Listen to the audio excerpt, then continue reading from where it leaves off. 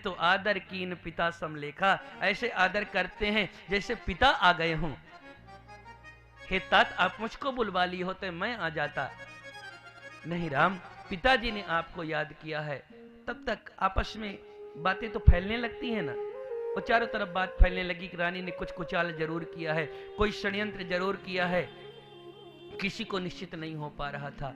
राम जी पहुंचे हैं। राम जी ने कैकेयी मैया से पूछा, ये पिताजी की दशा क्यों है? कैकेयी मैया ने कहा कि तार्यसु जनेश्वरः, यह तुम्हारे लिए इनकी ये हालत है। आप चाहो तो इनको धर्म से उबार सकते हो। आखिर बात क्या है? एक तरफ उनका वचन है, दूसरी तरफ पुत्र मोह है। तुम्हारा भी परित्याग नहीं कर सकते और वचन का भी परित्याग नहीं कर सकते। आप चाहो तो अपने पिता को इस धर्म संकट से उबार लो। मां, आप बताओ बात क्या है? 2 वरदान शेष थे। मैंने तुम्हारे छोटे भाई भरत के लिए राज, और तुम्हारे लिए मैंने 14 वर्ष के लिए वनवास मांगा। जो मां और पुत्र का संबंध है, जो वहां पर संवाद है, वो इतना अद्भुत है। कैकेयी मैया को भगवान राम ने कहा, मां, आपको अपने प्राण प्यारे राम पर इतना विश्वास नहीं रहा। इतनी छोटी सी बात के लिए पिताजी को आपने इतना कष्ट दे दिया। अगर मुझको वनवास देना था, मेरे प्राण से प्यारे भाई भरत को अगर राज्य देना था, तो आपको इतना पिता को तकलीफ देने की क्या जरूरत थी? एक बार आप मुझको कहते। अब 14 वर्ष की बात क्या करती है मां? एक बार मुझको कहती तो पुरम चा राष्ट्रम चा महिम चा केवला मया प्रमादात भरताय दिएताम अहम निदेशम भवतो नुपालयन वनम गमिष्याय चिराय शिवतुम। एक गांव की बात क्या, एक राज्य की बात क्या, मैं अपने प्राण से प्यारे भरत भैया के लिए संपूर्ण पृथ्वी का परित्याग कर सकता हूं। मेरे भरत मुझको इतने प्राण से प्यारे हैं। हे मां, मुझको ये नहीं लगता इतनी छोटी सी बात के लिए पिताजी के मन में इतना तकलीफ हो सकता है। कोई बात और होगी। चक्रवर्ती महाराज की आज्ञा दिखाई पड़ी अनुमत में। शीघ्रता के साथ मां के पास में गए, मां को प्रणाम किया। कौशल्या मां को तो रात भर नींद भी नहीं आई। कल मेरा बेटा राजा बन जाएगा, श्वेत छत्र धारण करके चलेगा। वो तो सोई नहीं, वह तो केवल निरंतर ही केवल स्वप्न में बेटे को सफेद छत्र धारण किए देखती रही। जैसे राम आए, आकर के राम ने प्रणाम किया। उनको देख करके, उनको देखते ही कौशल्या मां को जैसे प्रणाम किया, वैसे हृदय से लगा करके राम को बोली, बेटा आज तो तुम्हारा राज्याभिषेक होना है ना, आज तो आपका राज्याभिषेक होना है। आज तो आप कम से कम इतना कर लो, आपकी जल्दी से नहा धो करके कुछ खा पी करके कुछ राज्याभिषेक के लिए तैयार हो जाओ। यह राम का चरित्र है। राम जी ने कहा, मां मेरा राज्याभिषेक हो गया। अरे बेटा, अभी राज्याभिषेक कैसे हो गया?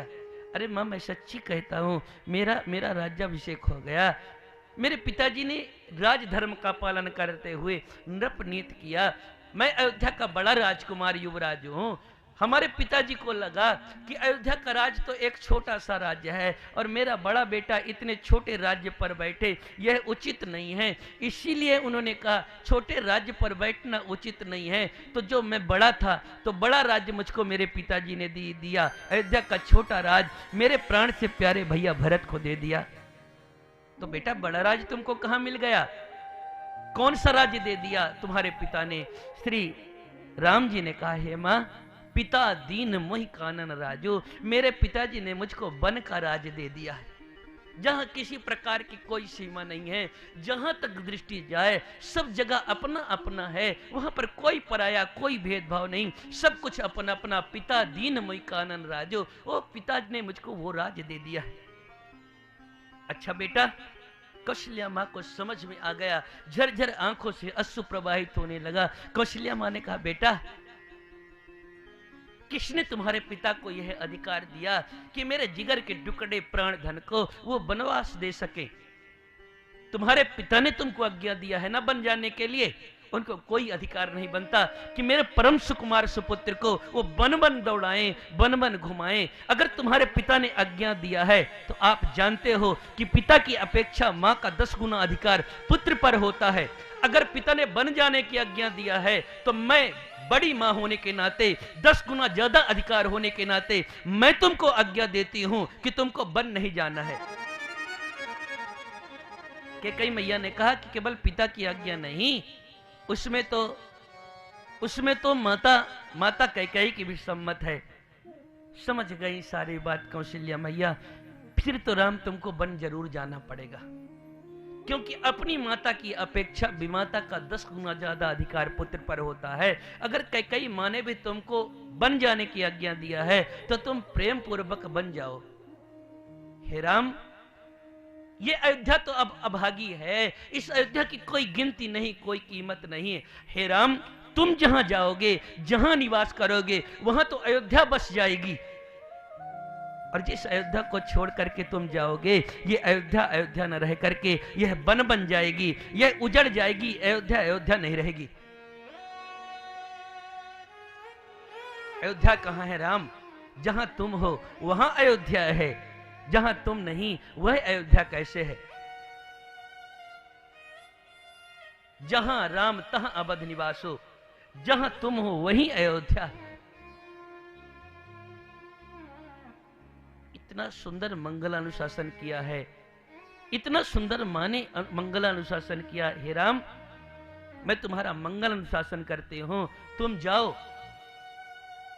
मैं तुमको आशीर्वाद देती हूं राम कि मेरे द्वारा तमाम पितरों की, देवताओं की रुद्राभिषेक किया है मैंने पितरों की आराधना किया है। मयार्चिता भूत गणा सुरोरगाह, ये सभी जितने पुण्य मेरे जीवन के हैं, हे राम, वन में तुम्हारा ये अनुगमन करते हुए तुम्हारी रक्षा करें।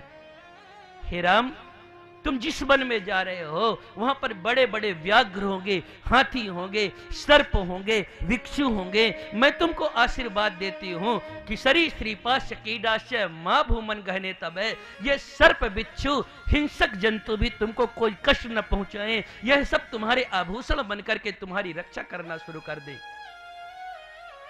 हे राम, मैं तुमको भी जानती हो तुम कौन हो। यम पालयसि धर्मत्वम प्रीत्या चा नियमेन चा सबै राघव शार्दूल धर्मस्त्वम अभिरक्षतु। जिस धर्म का तुम निरंतर पालन करते रहते हो, वन में वही धर्म तुम्हारी रक्षा करेंगे। मंगला शासन किया है। रोती बिलखती माँ को देख करके सीता को सूचना मिली, सीता आकर के चरणों में गिरी। राम जी ने बहुत समझाया, मैं पूरे प्रसंग को प्रणाम कर रहा हूं, परंतु एक शब्द कहा, सीता मैया ने एक शब्द कहा, या तो आप मुझको साथ में लेके चलो, आप मेरे पति हो, अगर आप आज्ञा दे दोगे कि वन नहीं चलना है तो मैं जिद करके आपके साथ, आपकी आज्ञा का उल्लंघन करके मैं नहीं जाऊंगी। पर हे प्राण प्रीतम, आपने कहा कि मैं सुकुमारी हूं, वन में जाने के बाद मैं बंदरों को देख करके डर जाती हूं, फिर कैसे रहूंगी? मैं सुकुमारी नाथ बन जोगू, मैं सुकुमारी हूं और आप वन के योग्य हैं। आप वन में जाकर के दर बदर खाक छानेंगे और हम अयोध्या के राज्य में रह करके, मिथिला में रह करके राजसुख का उपभोग करेंगे। आपने मुझको इतना कायर समझ के रखा है। हे स्वामी, पहले तो निवेदन यह है कि आप मुझको साथ में लेकर के चलें। मैं आपके साथ चलना चाहती हूं और केवल साथ में पीछे पीछे नहीं चलना चाहती। जिस रास्ते से आप गुजरना चाहते हैं, जिस रास्ते से आप जाएंगे, उस रास्ते में अपने हाथों से झाड़ू लगाते हुए, कंकड़ पत्थर को साफ करते हुए आपके रास्ते, आपके जाने वाले रास्ते को स्वच्छ सुगम बनाते बनाते मैं आगे आगे चलना चाहती हूं। और अगर आपने यह कह दिया नहीं जाना है तो मैं जिद नहीं करूंगी कि तनु प्राण की केवल प्राणा विध कर तब कछ जाई न जाना। अगर आप मुझको नहीं जाने की आज्ञा देंगे तो मैं तो आपके साथ जाऊंगी, पर शरीर को मैं यहीं छोड़ दूंगी। मेरे प्राण आपका अनुगमन करते करते आपके पीछे पीछे जाएंगे, पर आपके बिना यह जीवन नहीं रह सकता। क्यों नहीं रह सकता? क्योंकि मेरे जीवन में बचा क्या है? मेरे जितने रिश्ते हैं, नाते हैं, एकमात्र आपके चलते तो हैं। हे स्वामी,